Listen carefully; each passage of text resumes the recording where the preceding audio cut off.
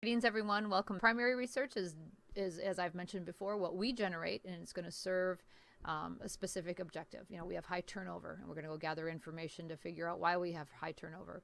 We have a need for business intelligence information, like patterns of business, so I'm going to go gather that. We don't even know how satisfied our consumers are, and we're going to go gather that. So we know, as I've done research about research in our field, that the number one area our field conducts primary research in is on customer satisfaction. We surveyed about 150 organizations in our field and found that 70% of them did some type of customer satisfaction. Less did volunteer satisfaction, even less did anything about employee satisfaction, which, as a person who loves data to make decision making, I get appalled that our organizations aren't gathering it from all of the sources that we serve, so we know how we're doing and we can make improvements on any of our actions, operation related or marketing related. This is the base of basic information we need to have. If I asked you how many times have you worked somewhere and never been given an evaluation about your employer to respond to, or even when you left an organization, an exit questionnaire so they understood why you were leaving and what you thought of the organization. More times than not, we're never giving those kinds of reasons to give feedback. So just recognize this is really across stakeholder groups, again, not just about customers, but at least the number one area we're gathering data today in our field is through customers. At least 70% of our organizations, with that 150 we surveyed, told us that they're gathering it from their customers. But we need to gather other information, not just that, as mentioned. But when we look at it, for example, most of my market research I've helped organizations with in the last many years has all been related to gathering information from their stakeholder groups. So 2 years ago, did a study with the Grand Haven Art Festival. It was a 50-year-old festival that had never asked consumers what they thought of their experience.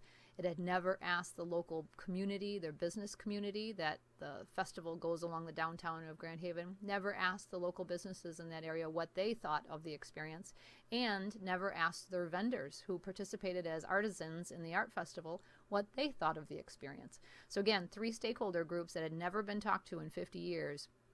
And we, for 2 years now, these past 2 years, have done a study on all of them, recognizing, you can see in the 3 columns, what the objectives were of talking to them, how we were going to collect data, how many people we actually talked to in that case, and what kind of response rate we received.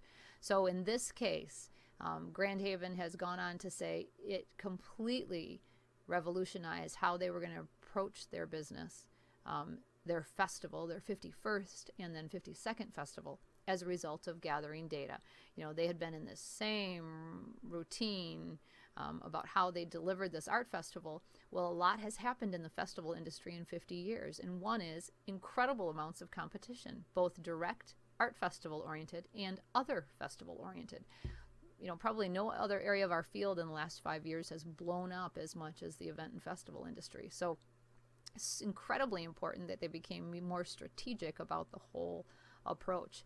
And it was a really fun one to do again, because you saw how data could open the eyes of an organization and help them perform better across, not just marketing related. Remember, there's a lot of mostly operational decisions they made about this event as a result of what they learned. This past year did the same across disciplines, including volunteers in this case, for the National Cherry Festival. Again, 80-year-old festival, had only dabbled in understanding different stakeholder groups, including sponsors, vendors, consumers, ticket holders, volunteers. We looked across their vast industry to make operational decisions and marketing related decisions. But everything blends together anymore. Remember, it's all one big. All of us should be concerned about both, because it all integrates. So know that this primary research is critical, but if you don't have the research skills, it makes it really difficult to do.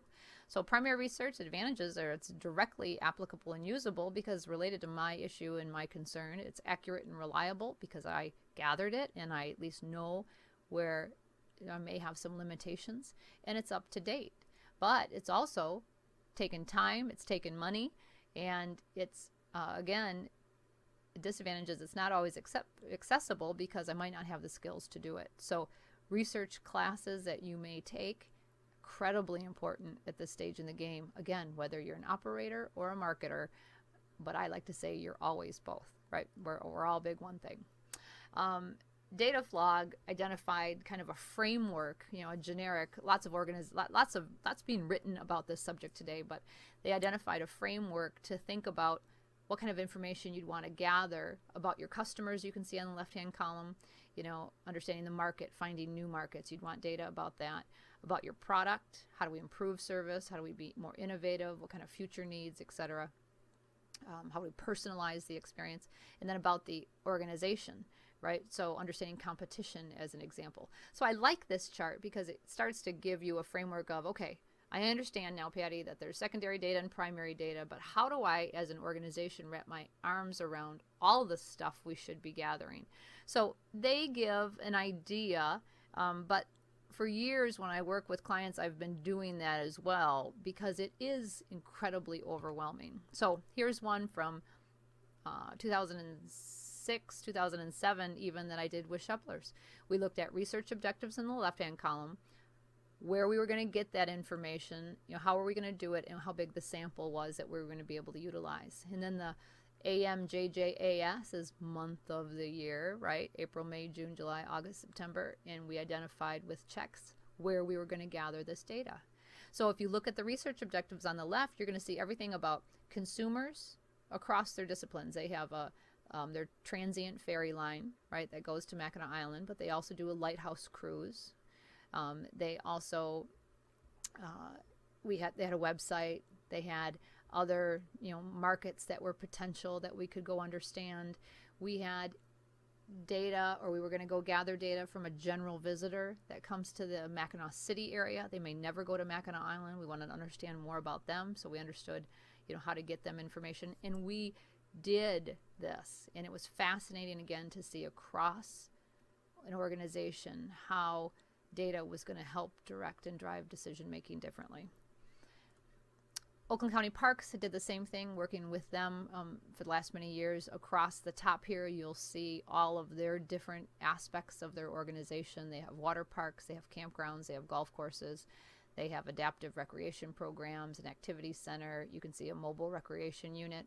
And then the color coding became information sought, I call it. What kind of data do we need? And if we had this data, we were saying we'd make a better set of decisions. And then these codes represented if they had it, if we needed to get it, how we were going to do it. And you can see some parts of their business, they didn't gather data at all. Others, they were more sophisticated. But at least it finally gave a plan for an organization about what kind of market research would be needed and in what areas. And so you'll notice on the left here, you'll notice everything of, do we understand the needs of our users? Do we understand our non-users? How about people who don't use us? What great information that would be to find out why they don't use us.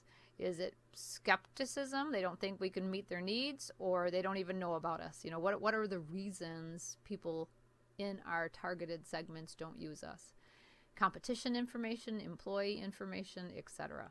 So patterns of business, go back to the top, lots of information. So it's not all that different across disciplines, but you can see it needs to be customized based on the organization. So a simple table will help us do that. So the research summary for last summer with the Cherry Festival, the overall festival participant, the local community, sponsors, vendors, the high profile events, the business community, the volunteer, the staff, competitive, benchmark, etc. So that's what we did. A visitor and ambassador study, at least. Here's research objectives and the methods we did it.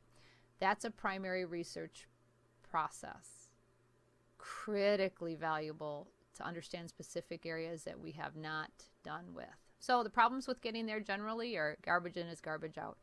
There's data all around us, internal, external, right? Standardized, other people have done that we're going to access. Internal, laying there, maybe never analyzed or analyzed to be used. And then primary research, stuff that we're going to go generate. But garbage in is garbage out. If it's not done well, it's not going to be helpful. In fact, it's going to be detrimental potentially. Problems with getting their skill sets that, we just don't have the skills to do that yet, but hopefully you're generating them. And I'm continually trying to refine mine. Time is always a variable that gets in the way, and always the resources. It might be money if it's to generate some primary research, or it might be other kinds of resources like access to the databases or information, etc. So this example, the rest of the slides highlights just a quick example of two students and I volunteered to do this for the Tourism Industry Coalition of Michigan and show them how, if we quickly gathered some data for them, how that might help them re-strategize about how they approach their entire business. And that's what I'll say about big data. Big data drives all decisions in an organization, not just marketing decisions, operational decisions, maybe even more so than marketing decisions. But we call it a marketing review because marketing is everything. It's part of the entire organization's process. So we shared with them what we analyzed, what kind of data we went out and gathered for them, and then what we learned from that data, and then what we suggested to them as a result of that data. So again, just to understand, we looked at their organization today, what they look like, how their website, the search functionality worked, how the kind of operations that they provided, the products and services, etc. And then we looked at others like them that aren't competitors because they come from different states, but we looked at what they did, whether it was Utah or Pennsylvania, North Carolina, Wyoming. Every state has something like TICOM, and so we wanted to see what were they doing. And so we call this a benchmark analysis, not a competitive analysis, a benchmark analysis. But then we looked at maybe more competitors, other associations in the state in our industry, and what they did. So on a simple level, we found 25 different associations in Michigan that were related to our industry, to the tourism industry. So again, that's competition. And then, so we looked at the Michigan Lodging and Tourism Association, and the Michigan Restaurant Association, the Michigan Festival and Event Association. And a simple spreadsheet gathered data from all those sources and looked at not only what their missions were, but did they provide an industry calendar? Did they do industry research? Did they do and have a legislative focus? Did they have student memberships? Did they have a student internship site? Quickly, 25 organizations or different associations looking at those variables gained incredible insight. I learned so much, unrelated to their objective, but other things that we're doing in our field based on this data that nobody had ever gathered before that we could find. So we gathered it quite quickly, and it could help us make better decisions. Then we looked at their members' websites to see design and layout, the people who belong to TICOM, to see, again, almost more benchmarking, but to see what other things that they were doing. And then we sent a survey to all the members. They only had 40 members at the time because only one person per tourism organization or association can belong. But 16 of them, slightly less than half, responded. We didn't give them a lot of time because we didn't have a lot of time, and time is the enemy of interest. But we got about half of them to share their insight about why they joined, what benefits they received, what their current status was in terms of what do these people like about this and what don't they like, what should be the role of TICOM, and what's your vision for TICOM. And so again, that data helped us gather more quickly what was going on in the outside world, what was going on in their world, what their future was, and then we really identified 3 recommendations based on that. How they should and what they should do about increasing membership and industry awareness, increasing resources legislatively, and providing resources to Michigan tourism professionals. Boom, boom, boom. Made it easy. Well, these are organizational, operational decisions. This is nothing about marketing directly. It's about creating the best why we're in business, providing people the right experience, right? The resources, tools, the services that we offer, and then marketing is naturally going to fall in next. So we identified target markets for a marketing plan. And for example, because we did a customer assessment of who they currently served, their associations, they served out of the 25 professional associations in our industry, they currently served 18. Convention and Visitors Bureaus, out of the 44 in the state at the time, only 14 were members. Educators, only 2 of us, Grand Valley and Michigan State. Out of the 20 schools, you'll notice on the right-hand side, those are all schools in Michigan that have hospitality, tourism, recreation related curriculum. They're all right here, 20 of them, but only 2 educators belong to this. Suppliers, an infinite number. Media liaisons might be an infinite number, but this was their current population of who they currently had as members. A lot easier to decide who to target when you see the difference. Like, I'm going after CVBs with that 14 to 44 ratio versus the associations. It's going to be a lot harder to capture the 7 I don't serve right now. That wouldn't be my first focus, but these convention and visitors bureaus would be my first focus. And certainly suppliers would be next. With so many available, only 5 suppliers belong to this association. So data drives decisions. Made this marketing plan in process for them so much easier as a result of having data that they had never gathered before. So we have organizations in our field, more than most, I would say, that do not gather data as a process of decision making. I would never make a marketing decision without it. Big data drives decisions, period, but it'll help drive effective decisions. And we're not going to waste our time making ineffective decisions, because that hurts everyone, professionally, individually, organizationally. So the next session is going to get us started. We're going to start to gather data in our marketing plan process, both in chapters 5 and 6. And I'm going to break that into you doing some primary data collection. This first step, as we venture into how we're going to use that data that you generate right now to help you build and support your marketing plan. So data, data, data, love it, love it, love it. Valid and reliable data is what we love, from lots of sources, stuff I generate, stuff I gather from others, but I'm not making a decision in this organization until I have it operationally